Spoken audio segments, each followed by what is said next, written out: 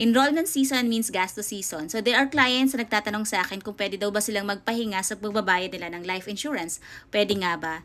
And I want to also share this kasi may mga clients na nagtataka kahit nag-skip sila ng policy nila sa pagbabayad, bakit pala active pa rin yung plan nila? Always consult your financial advisor. Iba-iba kasi yung plan. So happen na this client's plan is a VUL policy. Ano nga ba yung VUL policy? It's a life insurance with investment kind of plan. First is you have to check kung anong kind of plan. If it's other plan, it doesn't apply to you. It's just for regular VUL type of plan.